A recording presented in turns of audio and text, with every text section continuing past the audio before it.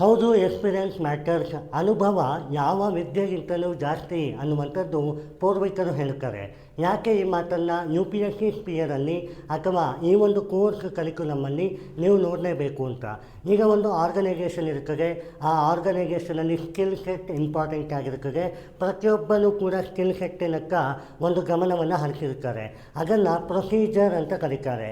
ಹಾಗಾದರೆ you P S C ಅಂತಹ ಒಂದು ಕೋರ್ಸ್ ಅಥವಾ ಅದನ್ನು ಸಾಕಾರ ಮಾಡಬೇಕು, ಆಫೀಸರ್ ಆಗಬೇಕು ಅಂದರೆ ಯಾವ ರೀತಿಯ ಒಂದು ಕಂಡೀಷನಲ್ಲಿ ಇರಬೇಕು ಅನ್ನುವಂಥದ್ದು. ಯೂಶ್ವಲಿ ಏನಾಗುತ್ತೆ, ಯು ಪಿ ಎಸ್ ಸಿ ಅಂತ ಬಂದಾಗ ಎನ್ ಸಿ ಆರ್ ಟಿ ಓದಿ, ದಿ ಹಿಂದೂ ಪೇಪರನ್ನು ಓದಲೇಬೇಕು, ಒಂದು ಪಾಲಿಟಿ ಲಕ್ಷ್ಮೀಕಾಂತ್ ಟೆಕ್ಸ್ಟ್ ಬುಕ್ಕನ್ನು ಓದಲೇಬೇಕು, ಸ್ಪೆಕ್ಟ್ರಮ್ ಹಿಸ್ಟ್ರಿಯನ್ನು ಓದಲೇಬೇಕು ಅಂತ ಹೇಳ್ತಾರೆ. ಆದರೆ ಯಾವತ್ತೂ ಯು ಪಿ ಎಸ್ ಸಿ ಅದರ ಬಗ್ಗೆ ಮಾತಾಡೇ ಇಲ್ಲ. ನಿಮ್ಮ ಒಂದು ಇನ್ಫಾರ್ಮೇಷನ್ ಎಲ್ಲಿಯಾದರೂ ಇರಲಿ, ಅದನ್ನು ನೀವು ಸದ್ಬಳಕೆ ಹೇಗೆ ಮಾಡಿಕೊಂಡ್ರಿ, ಅದನ್ನು ಅನುಭವಕ್ಕೆ ಹೇಗೆ ತಂದ್ರಿ, ಅದನ್ನು ನಾಲೆಜಿನತ್ತ ನೀವು ಹೇಗೆ ಡೈವರ್ಟ್ ಮಾಡಿಕೊಂಡ್ರಿ ಅನ್ನುವಂಥದ್ದೇ ಯು ಪಿ ಎಸ್ ಸಿ. ಹಾಗಾದರೆ ಯಾವ ರೀತಿ ಫಾಲೋ ಮಾಡಬೇಕು, ಕನ್ವೆನ್ಷನಲ್ ಮಾದರಿ ಅಂದ್ರೇನು, ಅನ್ಕನ್ವೆನ್ಷನಲ್ ಮಾದರಿ ಅಂದ್ರೇನು, ಅನ್ಕಂಡೀಷನಲ್ ಆಗಿ ಯಾವ ರೀತಿ ಪ್ರಿಪೇರ್ ಆಗಬೇಕು ಅನ್ನುವಂಥದ್ದು ಈ ಒಂದು ಸಿದ್ಧಾಂತ. ಈಗ ನೋಡಿ, ಕನ್ವೆನ್ಷನಲ್ ಅಂದರೆ ಏನು? ಯು ಪಿ ಎಸ್ ಸಿ ಈ ವರ್ಷ ಮಾತ್ರ ಅಲ್ಲಲ್ಲ, ಪ್ರತಿ ವರ್ಷ ಬಳಕೆಯಲ್ಲಿ ಬಂದಿದೆ. ಈ ಹಿಂದೆಯೂ ಕೂಡ ಟಾಪರ್ಗಳಾಗಿದ್ದಾರೆ. ಅವರು ಎನ್ ಸಿ ಆರ್ ಟಿ ಓದಿರ್ತಾರೆ. ಯಾರೋ ಒಬ್ಬ ಎನ್ ಸಿ ಆರ್ ಟಿ ಓದಿ ಅದನ್ನು ಟಾಪ್ ಮಾಡಿರ್ಬೋದು. ಇನ್ನು ಕೆಲವರು ಎನ್ ಸಿ ಆರ್ ಟಿಯನ್ನೇ ಮುಟ್ಟಗೆ ಅವರು ಕೂಡ ಟಾಪ್ ಲಿಸ್ಟಲ್ಲಿ ಬಂದಿರ್ಬೋದು. ಹಾಗಾದರೆ ಇಬ್ಬರಿಗೂ ಏನು ವ್ಯತ್ಯಾಸ ಅನ್ನುವಂಥದ್ದು. ಮತ್ತು ಟೈಮ್ ಕಮ್ಮಿ ಇರ್ತದೆ ಒಬ್ಬ ವಿದ್ಯಾರ್ಥಿಗೆ, ಇನ್ನೊಬ್ಬ ವಿದ್ಯಾರ್ಥಿಗೆ ತುಂಬ ಟೈಮ್ ಇತ್ತು. ಅವರು ಆರಾಮ್ಸೆ ಎನ್ ಸಿ ಆರ್ ಟಿ ಆಗಲಿ, ಸ್ಟ್ಯಾಂಡರ್ಡ್ ಟೆಕ್ಸ್ಟ್ ಬುಕ್ ಆಗಲಿ, ಟೆಸ್ಟ್ ಸೀರೀಸ್ ಆಗಲಿ ಎಲ್ಲವನ್ನ ಫಾಲೋ ಮಾಡ್ಕೊಂಡು ಹೋದರು. ಹಾಗಾದರೆ ಇವರು ಕೂಡ ರ್ಯಾಂಕ್ ಬಂದರು, ಅದು ಹೇಗೆ ಸಾಧ್ಯ ಅನ್ನುವಂಥದ್ದು. ನೋಡಿ, U P S C demand ನಿಮ್ಮ ಎಕ್ಸ್ಪೀರಿಯನ್ಸ್ ಅನ್ನಿರ್ತದೆ ಹೊರತು ಅದಕ್ಕೊಂದು ಫಿಕ್ಸ್ಡ್ ಕಂಡೀಷನಲ್ಲಿ ಇರೋಗಿಲ್ಲ.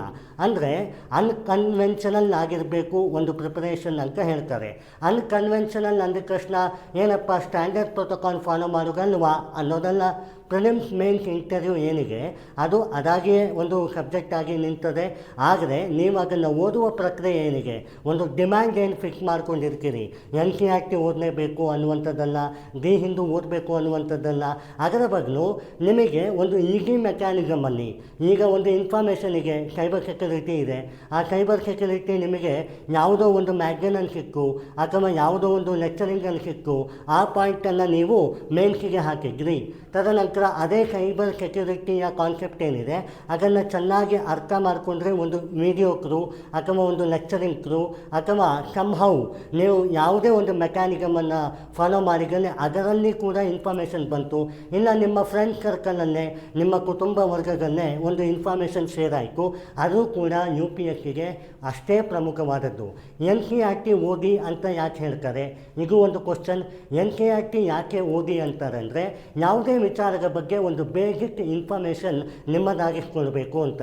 ಈಗ ಭಾರತದ ಪ್ರಜೆಯಾಗಿ ಅಥವಾ ಒಂದು ಭಾರತದಲ್ಲೇ 25-30 ವರ್ಷ ಇಲ್ಲೇ ಇದ್ದು ನಿಮಗೆ ಆ ಭಾರತದ ಬಗ್ಗೆ ಗೊತ್ತಿಲ್ಲ ಅಂತೇನಿಲ್ಲ. ಎಜುಕೇಷನ್ ಸಿಸ್ಟಮ್ ನೋಡಿ, 25-26 ವರ್ಷಗಳ ಕಾಲ ನೀವು ಕನ್ವೆನ್ಷನಲ್ ಎಜುಕೇಷನನ್ನು ಮಾಡಿದ್ದಲ್ಲಿ ನಿಮಗೆ ಸಂಹೌ ಬೆಟರ್ಗೆ ನೆನಿಬರಿ ಅನ್ನುವ ನಾಲೆಜ್ ಇದ್ದೇ ಇರ್ತದೆ. ಇಲ್ಲಿ ಮ್ಯಾಟರ್ಸ್ ಏನು, ಒಂದು ಟ್ರ್ಯಾಪಿಗೆ ಸಿಕ್ಕಾಕೊಳ್ತಾರೆ ಯು ಪಿ ಎಸ್ ಸಿ ವಿದ್ಯಾರ್ಥಿಗಳು. ಎನ್ ಸಿ ಆರ್ ಟಿ ಅವರು ಓದ್ತಾರೆ, ನಾನು ಓದಬೇಕು, ದಿ ಹಿಂದೂ ಪ್ರತಿ ದಿನ ಓದಬೇಕು. ಆ ಥರ ಯಾವುದೇ ಒಂದು ಅನ್ಕಂಡೀಷನಲ್ ಇರೋಗಿಲ್ಲ. ನೀವು ಮಾಡಬೇಕಾಗಿರೋಗೇನೆಂದರೆ, ನಿಮ್ಮ ಇನ್ಫಾರ್ಮೇಷನ್ ಎಲ್ಲಿಂದಾದರೂ ಬರಲಿ, ಅದು ಪಾಠದಿಂದ ಬರಲಿ, ನಿಮ್ಮ ಫ್ಯಾಮಿಲಿಯಿಂದ ಬರಲಿ, ಅಥವಾ ನಿಮ್ಮ ಒಂದು ಸ್ನೇಹಿತರಿಂದ ಬರಲಿ, ಇಲ್ಲ ಯಾವುದೋ ಒಂದು ಬುಕ್ಕಲ್ಲಿ ನಿಮಗೆ ಸಿಗಲಿ, ಆಥರ್ಗಳಲ್ಲಿ ಸಿಗಲಿ, ಅದನ್ನು ಜೋಟ್ ಡೌನ್ ಮಾಡಬೇಕು ನಿಮ್ಮ ಸಿಲೆಬಸ್ಸಿಗೆ. ನೀವು ನಿಮ್ಮ ಸಿಲೆಬಸ್ಸನ್ನು ಬಯಟ್ ಮಾಡಿ, ತದನಂತರ ಆ ಸಿಲೆಬಸ್ಸಲ್ಲಿ ಏನು ಮೆಕ್ಯಾನಿಸಮ್ ಇದೆ ಅದನ್ನು ಯಾವ ರೀತಿ ಬರಿಬೇಕು ಅಂದರೆ ಮೇನ್ಸಿಗೆ 7 ಮಿನಿಟ್ಸ್ ಅಥವಾ 9 ಮಿನಿಟ್ಸಲ್ಲಿ ನೀವು ಬರಿಬೇಕು. ಮತ್ತು ಪ್ರಿಲಿಮ್ಸಿಗೆ 1 ನಿಮಿಷದಲ್ಲಿ ನೀವು ಅದನ್ನು ಆನ್ಸರನ್ನು ಫೈಂಡ್ ಮಾಡುವ ಒಂದು ಕೆಪಾಸಿಟಿ ಅಥವಾ ನಾನು ನೆನ್ನೆ ಹೇಳಿದಂತೆ ಎಲಿಮಿನೇಷನ್ ಟೆಕ್ನಿಕ್ ಏನಿದೆ ಅದನ್ನು ಮಾಡಲಿಕ್ಕೆ ಬರ್ತದ, ಆವಾಗ ಯಾವುದೇ ಇನ್ಫಾರ್ಮೇಷನ್ ಸಾಕಾರ ಆಗ್ತದೆ. ಇಲ್ಲಿ ಕನ್ವೆನ್ಷನಲ್ನಲ್ಲೇ ಹೋಗಿ ಯು ಪಿ ಎಸ್ ಸಿ ಮಾಡಬೇಕು ಅನ್ನುವಂಥದ್ದೇನಿಲ್ಲ. ನಿಮ್ಮ ಕೋರ್ಸ್ ಯಾವುದು ಬೇಕಾದರೂ ಆಗಿರಲಿ, ನಿಮ್ಮ ಒಂದು ಇಂಟ್ರೆಸ್ಟ್ ಮೇಲೆ ಹೋಗುತ್ತೆ. ಇಂಟ್ರೆಸ್ಟ್ ಮ್ಯಾಟರ್ ಮ್ಯಾಟರ್ಸ್ ಹೌದು. ಈಗ ಒಬ್ಬರಿಗೆ ಪೇಪರ್ ಓದಲಿಕ್ಕೆ ಇಷ್ಟ ಇರೋದಿಲ್ಲ, ಇನ್ನೊಬ್ಬರಿಗೆ ಎನ್ ಸಿ ಆರ್ ಟಿ ಓದಲಿಕ್ಕೆ ಇಷ್ಟ ಇರೋದಿಲ್ಲ, ಆದರೆ ಇನ್ನೊಬ್ಬರಿಗೆ ವೀಡಿಯೋನೇ ನೋಡಲಿಕ್ಕೆ ಇಷ್ಟ ಇರೋದಿಲ್ಲ. ಯಾವುದು ಯಾರಿಗಿಷ್ಟ ಅದರ ಮೂಲಕ ಇನ್ಫಾರ್ಮೇಷನನ್ನು ತಗೊಂಡು ಆ ಇನ್ಫಾರ್ಮೇಷನನ್ನು ಸಬ್ಜೆಕ್ಟಿಗೆ ಹಾಕಿ ಆ ಸಬ್ಜೆಕ್ಟನ್ನು 1 ನಿಮಿಷದ ಪ್ರಿಲಿಮ್ಸ್ ಅಥವಾ 7 ನಿಮಿಷದ ಮೇನ್ಸಿಗೆ ನೀವು ಬರೆಯುವ ಕೆಪಾಸಿಟಿ ಹೊಂದಿತ್ತು ಅಂದರೆ ಅದೇ ಅನ್ಕನ್ವೆನ್ಷನಲ್ ಪ್ರಿಪರೇಷನ್ ಅಂತ, ಅಂದರೆ ಈಟಿಗೆ ಸಾಲಿಡ್ ಪ್ರಿಪರೇಷನ್ ಅಂತ. ಇಲ್ಲಿ ಹೆಸರು ಅನ್ಕನ್ವೆನ್ಷನಲ್ ಅಂತ, ಹಾಗೂ ನೆಗೆಟಿವ್ ಸ್ಟ್ಯಾಂಡರ್ಡ್ ಅಲ್ಲ, ಅದು ಪಾಸಿಟಿವ್ ಸ್ಟ್ಯಾಂಡರ್ಡ್.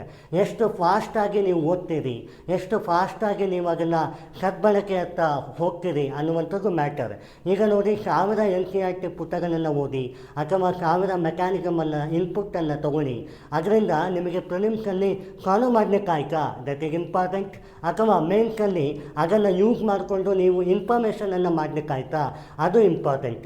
ನಮ್ಮ ಐ ಜ್ಞಾನಿ ಸಂಸ್ಥೆ ಈ ಒಂದು ಎನ್ ಸಿ ಆರ್ ಟಿಯನ್ನು ಮತ್ತು ಸ್ಟ್ಯಾಂಡರ್ಡ್ ಬುಕ್ಕನ್ನು ಒಂದು ಕಂಪ್ರೈಸ್ ಮಾಡಿ ಐ ಜ್ಞಾನಿ ನಿಮಗೆ ನೋಟ್ಸ್ ಕೊಡ್ತಾ ಇದೆ, ಮತ್ತು ಜ್ಞಾನಿ ಸೂತ್ರ ಎಂಬ ಶೀರ್ಷಿಕೆಯಲ್ಲಿ ಕರೆಂಟ್ ಅಫೇರನ್ನು ನಿಮಗೆ ಕೊಡ್ತಾ ಇದೆ, ಹಾಗೂ ನೋಟ್ಸನ್ನು ಪ್ರಿಸ್ಕ್ರೈಬ್ಡ್ ಮಾದರಿಯಲ್ಲಿ ಮೇನ್ಸ್ ಕಂಟೆಂಟ್ ಯಾವ ರೀತಿ ಇರಬೇಕು, 250 ಅಥವಾ 150 ವರ್ಡ್ಸ್, 10 ಮಾರ್ಕರ್ ಫಾರ್ 15 ಮಾರ್ಕರ್ ಮತ್ತು 9 ಮಿನಿಟ್ಸ್ 7 ಮಿನಿಟ್ಸಲ್ಲಿ ಬರೆಯುವ ರೀತಿಯಲ್ಲೇ ಇರ್ತದೆ.